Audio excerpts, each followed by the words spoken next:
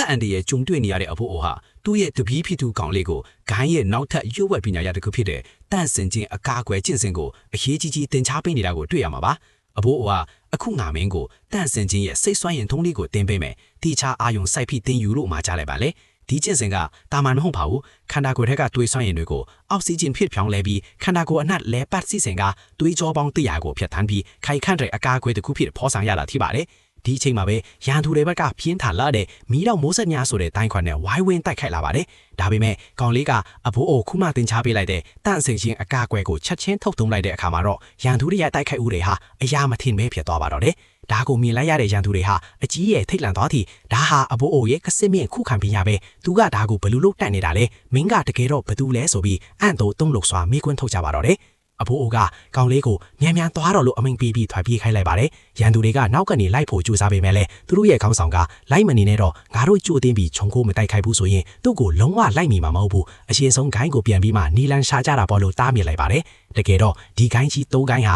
အဘိုးအိုတယောက်တည်းရဲ့လွှိစားတာကိုခံလိုက်ရတာဖြစ်ပါတယ်ဒီဖြစ်ရမှာအဆိုးဆုံးကတော့မိမိကိုနားမဲကြောဖြောင်းမှတဲ့ဂိုင်းကြီးများလို့သတ်မှတ်ထားကြတဲ့ဒီလူတွေဟာသွေးဆေးလုံးကိုလူယူဖို့အတွက်အဘိုးအိုတယောက်ကိုအခုလိုလိုက်လံတိုက်ခတ်ခဲ့တာပါပဲသူတို့ဟာဒီအကြောင်းတွေအပြင်ကိုပေါက်ချောင်းသားမှာကိုအရန်ကြောက်နေကြပါတယ်ဒီအကြောင်းဒါအပြင်ကိုပေါက်ချရင်ငါတို့ရဲ့ဂုံတိခါကိုထိခိုက်စေပြီးရဲစရာဖြစ်ကုန်တော့မယ်လို့ဆိုကသူတို့ရဲ့တပည့်တွေကိုဒီနေ့အကြောင်းကိုတခွန်းတိတ်လေးတာအပြင်ကိုပေါက်ချရင်အကုန်မယ်လို့ရဲဆက်ဆက်ချင်းချောက်အမိန်ပေးလိုက်ပါတော့တယ်ဇလိုင်းရဲ့အဆုံးသတ်မှာတော့ကောင်လေးဟာတတိမိတ်နေတဲ့အဘိုးအိုကိုထမ်းပြီးလွိုင်းကူတစ်ခုတည်းကိုခက်ခဲစွာထည့်ဆောင်လာခဲ့ပါတယ်။ဒါပေမဲ့ကောင်လေးကိုယ်တိုင်လည်းဒိုင်းယာတွေပြင်းထန်နေတာကြောင့်သွေးလေအန်ကြီးအဘိုးအိုရဲ့ဘေးမှာပဲမိတ်လဲသွားခဲ့ပါတယ်။အဲ့ဒီကူတိုင်းမှာတော့ထူးဆန်းစွာပဲမိန်းကလေးတယောက်အဖမ်းခံထားတာကိုတွေ့ရပါတယ်။အဲ့ဒီမိန်းကလေးကမိလဲသွားတဲ့ကောင်လေးနဲ့အဘိုးအိုကိုမြင်လိုက်တဲ့အခါမှာထခင်ချွဲနောက်ဆုံးတော့ထခင်နဲ့တွေ့ရပြီနော်လို့ဝမ်းသာအားရနဲ့တိုင်တတခေါ်လိုက်ပါတော့တယ်။ဒီကောင်လေးနဲ့အဘိုးအိုကချွဲဆိုတဲ့မိန်းကလေးနဲ့ဘလို့ပတ်သက်နေတာလဲအဘိုးအိုကပြန်နိုးလာပါမလားဆိုလာကိုတော့နောက်ထပ်အပိုင်းတွေမှာဆက်လက်စောင့်ကြည့်ပေးကြပါအောင်ခင်ဗျာကောင်လေးဆိုတဲ့အော်တန်ကြောင့်မိမျောနေတဲ့ကလေးငယ်လေးတယောက်ဟာတတိလိနေတဲ့သူ့အဘိုးနိုးလာတာကိုမြင်ပြီးဝမ်းတာအားရနဲ့ငိုးယိုးနေတာကိုတွေ့ရပါတယ်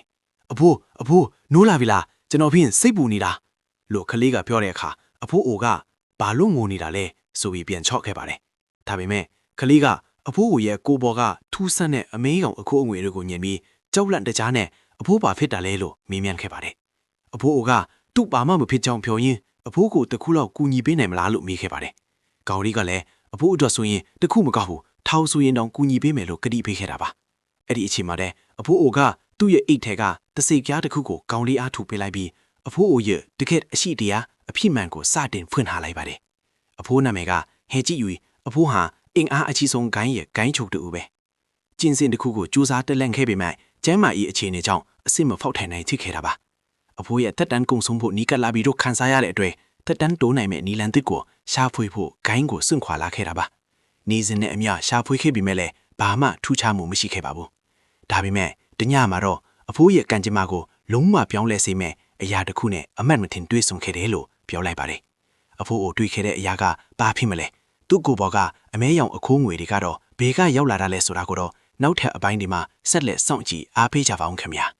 ကျင်းကြံသူလူတစုဟာရှေးဟောင်းတဲ့ဖျားကဘာရဲ့ဂူဘီမာတစ်ချက်အစီတစ်ခုကိုရှာဖွေတွေ့ရှိခဲ့ကြပါတယ်ဒါပေမဲ့ပြဿနာကအဲ့ဒီဂူရဲ့အကားကွယ်တွေကိုဘယ်လိုမှဖောက်ထွက်လို့မရနိုင်ပဲအကြက်ရိုက်နေတာပါပဲအဲ့ဒီအချိန်မှာပဲတိုင်းလောကရဲ့ဝါရင်းဖိနာရှင်အဘိုးအိုရောက်ရှိလာတာကြောင့်လူတွေကဝမ်းသာအားရနဲ့အကူအညီတောက်ကြပါတော့တယ်သူတို့ကဆရာကြီးစီမှာနီးလန်းရှိရင်ကူညီပေးပါအကယ်၍ဂူတကားကိုဖွင့်ပေးနိုင်မယ်ဆိုရင်အထဲကယတနာတွေထဲကကြိုက်နှစ်တရာတစ်ခုကိုစိတ်ကြိုက်ရွေးချယ်ယူပါလို့ကမ်းလှမ်းလိုက်ကြတယ်အဘုံကတွေမင်းတို့အားလုံးအင်အားအကုန်သုံးပြီးအကြောင်းတစ်ခုလောက်ဖော်ဖေးနိုင်မယ်ဆိုရင်ငါရဲ့ထောင်ချီခြေလန်းတိုင်းကွက်နဲ့ဖောက်ဝင်ကြည့်မယ်လို့သဘောတူလိုက်ပါတယ်အဘိုးရဲ့ညွှန်ကြားချက်အတိုင်းလူအားလုံးဟာညာဘက်တစ်ချမ်းမှာစူယုံလိုက်ကြပြီးအားအနည်းဆုံးအတားအဆီးနေရာကိုအင်အားစုပြုံကအပြင်းထန်တိုက်ခိုက်လိုက်ကြပါတယ်အားလုံးရဲ့စူပေါင်းအင်အားကြောင့်အကွဲချောင်းအသေးလေးပေါ်လာတာနဲ့အဘိုးအိုကသူ့ရဲ့မြန်ဆန်လွန်းလာတဲ့တိုင်းကွက်ထိတဲ့ထောင်ချီခြေလန်းနဲ့ဂူးတွေကိုအရောက်ဝင်းသွားပါတော့တယ်ဂူထဲမှာတော့ရွှေရောင်အလင်းတန်းတီဖျားထွက်နေတဲ့တိတာလေးတစ်လုံးကိုတွေ့လိုက်ရပြီးအထဲမှာတော့အဖြူရောင်ဝက်နဲ့အဘိုးအိုးတစ်ယောက်ရဲ့ပုံရိပ်ကိုတွေ့လိုက်ရပါတယ်အဲ့ဒီပုံရိပ်ဟာတစ်ချိန်က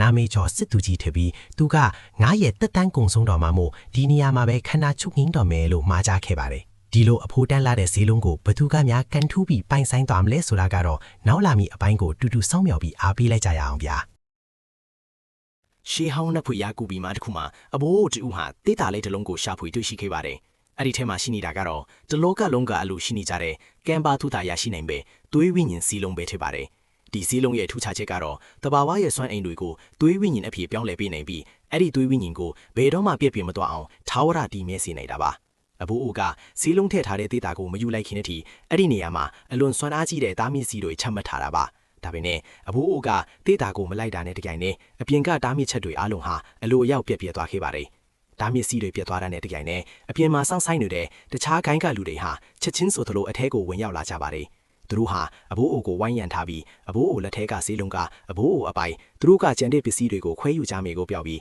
းအဘိုးအိုကိုလေတိုက်ခိုက်လိုက်ပါတယ်ပိုပြီးဆိုတာကတော့နာမည်ကျော်ဂိုင်းကြီးဂိုင်းကောင်းလို့ကိုတတ်မှတ်ထားတဲ့သူတွေဟာအဘိုးအိုကိုငါတို့ဂိုင်းတားမြစ်နေမြေထဲကိုညားဘက်ကြီးခိုးဝင်ပြီးရတနာကိုခိုးယူသူဆိုပြီးမတရားဆွဆွဲလိုက်ကြပါတယ်အမှန်စင်စစ်မှာတော့သူတို့ဟာတားမြစ်စီးတွေကိုသူတို့ကိုယ်တိုင်မဖြိုခွဲနိုင်တာကြောင့်အဘိုးအိုကိုအတုံးချပြီးဖြိုခွဲခိုင်းခဲ့တာပဲဖြစ်ပါတယ်မိမိကိုအတုံးချခံလက်ရမှန်းသိသွားတဲ့အဘိုးအိုဟာရန်သူတွေဝိုင်းမဖမ်းခင်မှာမြေကြီးကိုပုတ်လိုက်ပြီးတန်ကိုးနဲ့ချက်ချင်းပြောက်ကွယ်ခါထုတ်ပြီးသွားခဲ့ပါတယ်ရန်သူတွေကလည်းမျိုးတစ်မျိုးလုံးကိုရှာဖွေပြီးဖန်ဆီးကြဆန်းသူ့ဂိုင်းစီကိုအသက်ရှင်လျက်ဖြန်းမရောက်စင်တယ်လို့အမိန်ပြီးကအသေးတန်လိုက်လံရှာဖွေပါတော့တယ်တစ်ဖက်မှာလည်းအဘိုးအိုဟာဘေးဒုက္ခနဲ့ဂျုံနေရကြောင်းသူ့ရဲ့ဂိုင်းချုပ်အမိန်ပြားကိုအသုံးပြုပြီးတရင်ပို့လိုက်ပါတယ်ဒါကိုသိလိုက်ရတဲ့သူ့ရဲ့တပည့်တွေကလည်းသူတို့ရဲ့ဂိုင်းချုပ်ကိုကဲ့တင်ဖို့အတွက်ချက်ချင်းပဲအခွဲခွဲပြီးထွက်ခွာလာကြပါတယ်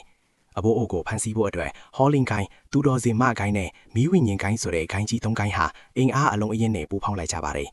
သူတို့ဟာမြို့ရဲ့လမ်းအရှို့နေရာအနှံ့အပြားကိုအသေးစိတ်စစ်ဆေးကြသလိုဈေးထဲမှာလည်းအဘိုးအိုရဲ့ပုံသူကားချစ်ကိုပြပြီးလူတွေကိုလိုက်လံမေးမြန်းကြပါတယ်ဒီလူကိုမြင်ဖူးသလားလို့တယောက်ပြီးတယောက်မေးမြန်းရင်းနဲ့ရှာဖွေနေကြတာပါဇလန်းရဲ့အဆုံးတန်မှာတော့ထွက်ပြေးတင်းရှောင်နေတဲ့အဘိုးအိုကိုရန်သူတွေကဈေးထဲမှာပြက်လဲတွေးရှိသွားတဲ့အခါမှာတော့အဘိုးအိုတယောက်သွေးဝိညာဉ်ဈေးလုံးကိုဘေးကင်းကင်းနဲ့ကာကွယ်နိုင်ပါမလားဆိုတာရင်ခွန်စွာနဲ့နောက်အပိုင်းမှာဆက်လက်ကြည့်ရှုရမှာလည်းဖြစ်ပါတယ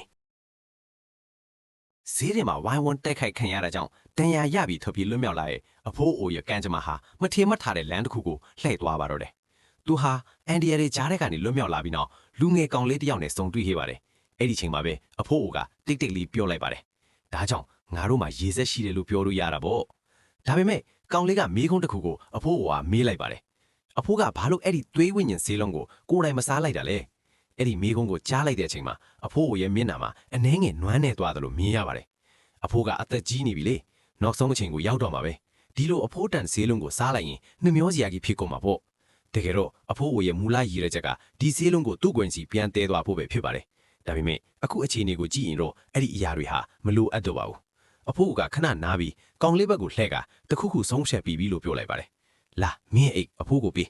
ကောင်လေးကအိတ်ကိုအဖိုးအိုစီပေးလိုက်ပါတယ်အဖိုးဟာကောင်လေးရဲ့အိတ်ထဲကနေဈေးလုံးကိုထုတ်ယူလိုက်တဲ့အခါကောင်လေးရဲ့အထံထွက်လာပါတယ်ဟင်ဒီဈေးလုံးကဘလို့လောက်ပြီးကျွန်တော်အိတ်ထဲရောက်နေရလဲအဖိုးကပြောလိုက်ပါတယ်လိုက်ဖိုင်းနေတဲ့သူတွေဘလောက်ပဲတွက်ချက်ပြီးရှာဖွေနေပါစေဒီဆေးလုံးဘာမှရှိတယ်ဆိုတာသူတို့မသိနိုင်ကြပါဘူးဘာကြောင့်လဲဆိုတော့အဖိုးကအရင်လုံးကကောင်လေးကိုတိုင်းတင်ပေးပြီးထွက်ပြေးခိုင်းခဲ့တဲ့အချိန်ကနေပဲဒီဆေးလုံးကိုကောင်လေးအိတ်ထဲမသိအောင်ထည့်ထားခဲ့တာပဲဖြစ်ပါတယ်အဲ့ဒီနောက်အဖိုးကတိတ်တိတ်လေးပြောလိုက်တာကလာမင်းကိုအဖိုးနောက်ဆုံးအချိန်ကူညီပေးမယ်အဲ့ဒီစကားနဲ့အတူအဖိုးဟာကောင်လေးကိုဆေးလုံးကိုအသုံးပြုဖို့ပြင်ဆင်လိုက်ပါတယ်ဒါပေမဲ့ကောင်လေးကစိုးရိမ်နေတဲ့အသားနဲ့မေးလိုက်ပါတယ်အဖိုးဘာဖြစ်နေတာလဲအဲ့ဒီအချိန်မှာအဖိုးအတွက်အရာအားလုံးကိုစွန့်လွတ်လိုက်ဖို့ပြင်ဆင်ပြီးနေပြီပဲဖြစ်ပါတယ်။အဖိုးဟာအသက်ဆက်ရှင်နိုင်အောင်မလား။ဒါမှမဟုတ်ဒီဆေးလုံးကကောင်လေးကိုဘလို့ပြောင်းလဲပေးမလဲ။အဖေကတော့နောက်အပိုင်းမှာဆက်လက်ကြည့်ရှုရမှာပဲဖြစ်ပါတယ်။အဖိုးကကောင်လေးကိုလာခဲ့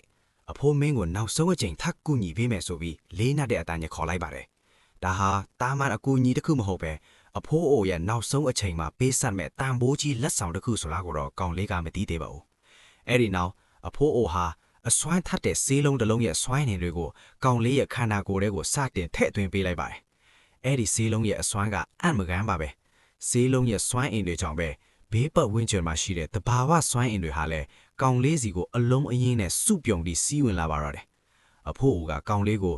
ဒီစွမ်းအင်ကိုခန်းစားကြည့်ခန္ဓာကိုယ်ထဲဖြည်းဖြည်းချင်းစီးဝင်ပါစေ။တွန်းလာမနေနဲ့အောင်လို့တတိပေးရင်စွမ်းအင်တွေကိုထိန်းညှိဖို့ကြိုးစားပေးနေပါတယ်။ဒါပေမဲ့လိုချင်တဲ့စွမ်းအားကကြီးမားသလောက်ပေးဆက်ရမယ့်နာကျင်မှုကလည်းကြောက်စရာကောင်းနေခဲ့ပါတယ်။ဆေးလုံးရဲ့စွမ်းအားတွေအကုန်လုံးကောင်လေးရဲ့ကိုယ်ထဲကိုရောက်သွားတဲ့အခိုက်အတန့်မှာတော့ကောင်လေးဟာမခံမရနိုင်အောင်နာကျင်လွန်းလို့အော်ဟစ်လိုက်ရပါတော့တယ်။အဲ့ဒီအချိန်မှာပဲပတ်ဝန်းကျင်မှာပြင်းထန်လာတဲ့လေလိုင်းတွေနဲ့အတူဘေးကရေကန်တွေကရေတွေဟာဘုံပေါက်ကွဲတယ်လို့မျိုးဝုန်းကနေပေါက်ကွဲထသွားပါတယ်။ဒါကအစပဲရှိပါသေးတယ်။ ကောင်လေးကဒုတိယအကြိမ်ထပ်ပြီးအော်ဟစ်လိုက်တဲ့အခါမှာတော့ပထမအကြိမ်ထပ်ပိုမိုပြင်းထန်တဲ့စွမ်းအားရိုက်ခတ်မှုတွေဖြစ်ပေါ်လာပြီးကန်ရည်ပြန်တစ်ခုလုံးဟာကြောက်မတ်ဖွယ်ကောင်းလောက်အောင်ပေါက်ကွဲထွက်သွားခဲ့ပါတယ်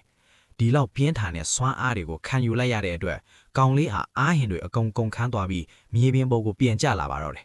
အခြေအနေကတော်တော်လေးစိုးရင်ရတာကြောင့်အဖိုးအိုကသူ့ရဲ့စွမ်းအားတွေကိုအသုံးပြုပြီးကောင်လေးကိုဆွဲခေါ်လိုက်ရပါတယ်ကလေးအိပ်ပျော်သွားမစင်းနဲ့အဖိုးမင်းကိုကူညီပေးမယ်ဆိုပြီးအဖိုးအိုဟာအပြင်ကနေသူ့ရဲ့အတွင်းအားတွေကိုကောင်လေးစီထပ်မံထောက်ပံ့ပေးနေပါတယ်